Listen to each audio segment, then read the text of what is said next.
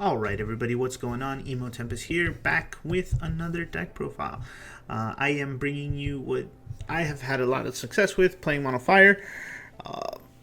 Yeah, this deck is so much more fun now. I am very happy with all of these primals, well, except Hugo, rest in peace. But no, seriously though, Joshua is goated, and Clive, if you weren't watching Worlds, was probably the single most important card from Opus 24, I think, over the weekend.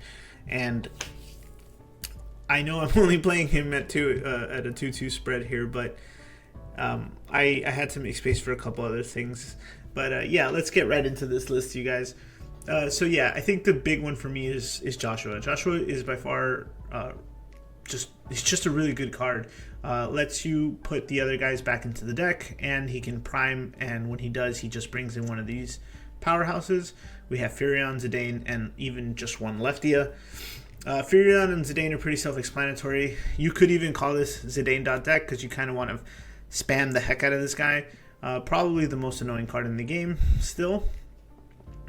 Even with Chaos running around. I just love how much it requires your opponent to do to answer this card. Furion is obviously just a really good engine on his own. Leftia, I will dive into a little bit deeper later, but I do enjoy her a lot. She has, she's really good when you're being aggroed out, right? Because you just have that instant come in and kill something, as well as it helps, further all the other damages you have. We don't have that many, but it does help. It always does. I think the important part is that it says any damage a fire character deals to a forward is increased by 2, so trading up is very important. We have 1 Mog, 2 Ward, 2 Minwoo, 2 Clive, and 3 Phoenix. Triple Tyvos. So the Tyvos engine I know requires a lot more cards sometimes, but I think I've found myself in a comfortable position where playing 3 Tyvos, 2 Ward, 1 Mog, and the 3 Furion, and a backup warrior, just to kind of fix things out, has worked well for me. Obviously, these numbers could change. I think there's times where I wish I had a 3rd Ward, and there's times where I wish I had even an Axstar, but I don't think I want to go that far out. But, it's fine-tune it if you feel you need to after testing it. Things that I think can be your flex picks are the Felthanos, the Susano, and the Jet. Jet is a killer card, but I feel that now without the Goblin engine, the Goblin Run engine, I don't find myself casting him as freely as possible. Games are more tug of war, if you will. They go back and forth a lot, right? And so when I'm down to just my backups, yes, he is only 1 like Ash, but I don't think I need to do that often, right? So again, I have Felthanos here just for when we really want to close out a game, but he's also competing with Phoenix and Tyvos now when I want to Montleonis. So it really is a little weird for me when I want to go for these cards. Honestly, I've played him a lot less than I did last set. Last set he was at 2, actually, because sometimes he would get removed somehow, and I needed another one for later when I'm pushing for a game with Montleonis, and he was always excellent back then. So Susano is another one. I actually originally had 2 Susanos and 2 Furions, but I made the change again for Tyvos to have more targets throughout the day, throughout each game. The Susano is just, I guess, I don't want to say a negligible board clear. You kind of have to have. There's a lot of times where you're building up and you're doing great, but something happens, right? And your opponent's able to just go wide enough to where you don't have the removal. So Susano is still a fantastic card for something like that. And when Fire has so many new good backups that we can kind of mess things around, it's not even that big of a deal so much anymore, honestly. And I'm always a big fan of just opening up backups anyway, so I need to have a card that does this for me, even though Mont does it for me anyway. Having one without wasting my limit break is also important. But 9k still very much to your opponent's board. 11 with Leftia, and everything gets RFG'd, which in itself is still very important as well. So just something to think about. We don't have a lot of options for that outside of the Zidane to kind of mitigate removal and reduce options for your opponent, right? So Susano is still one. I mentioned the Jet, and again, we're playing 2 and 2 for the Clive and Joshua. I found it to be really cloggy playing 3 and 3. Again, you don't like this stuff, just add 2, add 1 back, and add another 1 back. I have mixed feelings, right? Because I love Clive and it's really good, but when I have it over and over again, it's a little less impactful. Even with the S, sometimes like they'll remove it and then I'll just draw another copy of it, and then it's hurtful. It's not what I need. Then there's now what I find myself having is I have 2, 1 gets in damage, 1's in break, and I don't get a chance to prime right away until I Joshua. So I might go back to testing the 3 and 3 stuff, but for now, this was been successful. We've taken a lot of games with this right now. Again, it just helps to keep things in control for myself. So the summons are pretty much straightforward either. I don't think we're playing much Brynhilders anymore. This Ifrit is just too good. 1-shot's Warrior of Lights. 1-shot's just about anything. It's a great removal piece. And Ahmad's, and I don't even have to talk about Ahmad. Phoenix, whatever you want to call it, is just too important also. It is a really good piece of removal that's very hard to interact with. Mainly in stupid matchups like Warriors of Light, when you have all these option response windows. And 9K is just a solid piece of removal.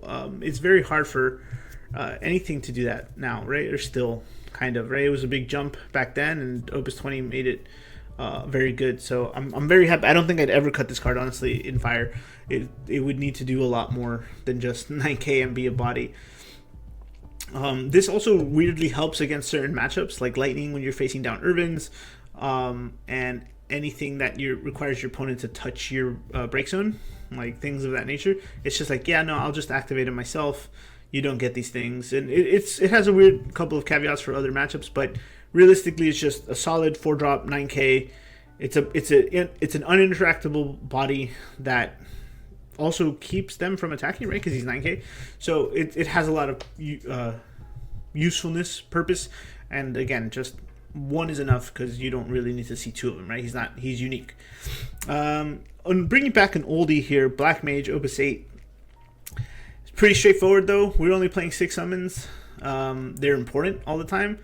And yeah, I think it's just when you cast an Amat and you have this floating, your opponent should see the line, obviously, but being able to bring back an Amat is just insane whenever you need it. And so I think having this in a pocket is just very good. Again, we have a lot of ways to manipulate the back row in this one, right? Between the Mont, now the Susano, and just good things are happening. The Edgar breaks, the Selfie breaks, this and the Warrior break. You can get it out and just let it float. Just really good, trust me, to have this back. People underestimate the value of a lot of these older cards. I always find myself going back and seeing what's helpful, and this is one of them. Warrior, honestly, it's part of the reason I just brought the whole Tyvos engine in. I think the Tyvos engine is a great way to fix the backup problem. And I know it's just a one-of, but if you can cast the backup for free that lets you just play the Culinarian that's sitting in your hand for free, you're going to want it.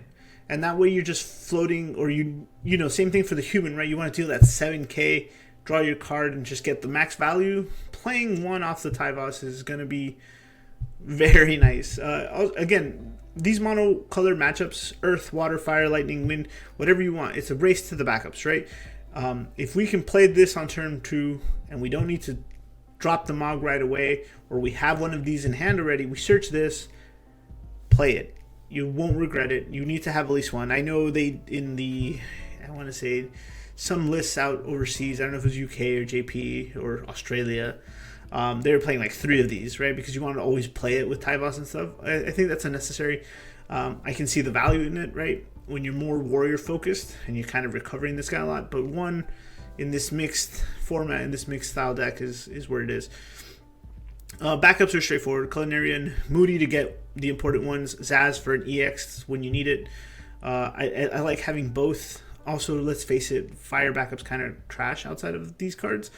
So it's just tough, right? 2 Edgar, mainly because we want to play these guys. You need to cheat them in right away. There's obviously, you could just, play some backups or whatever, but being able to cast Zidane 4, 5, 6 times a game is very important, right? So you can play this, cast him, he dies, you Joshua Prime, get him back, do it again. Oh, they bounce him, good, I'll crack this and play it again. Tyvos plays this, so on and so forth, right? Like, I think I said this right at the beginning, it's Zidane.deck sometimes when you've casted Zidane 6 or 7 times and your opponent is very annoyed.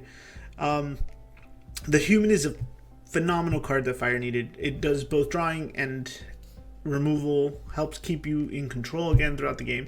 A lot of these cards, these powerhouse cards that we deal with on a regular basis, are some surprisingly low, right? Like, you could just reflect on this deck, right? You have Zidanes, you have Furions, even a floating, Mog or anything like that, things that are troublesome for you. The Minwu and the Phoenix, right? Like, in any mirror match, Human is going to answer this, right? And this is just in a mirror match, right? Playing water, you have Lena, Witch. Playing wolves, you have Refia. An unreasonable Leo could be sitting at 7 if you find some way to remove it. Other things with like an Ifrit or whatever. The options are out there, like Glaciella. There's tons of cards that are just really still in that range. Because their power creep has gone up so high and what they can do, I've noticed that their stats are a little lower, and so 7k seems to be a lot more okay when playing right now. And again, for Fire, it really needed this, a backup that both has a control aspect and just moves along the game for you, right? Because you need to draw to get to these other cards. These are just EX bursts, and Selfie's always just going to be a fun card to kind of switch things up when your opponent's doing math or whatever. The backup line, the LBs don't change. 2 Mont, honestly, you're pretty much holding out to try to Mont twice if you need to.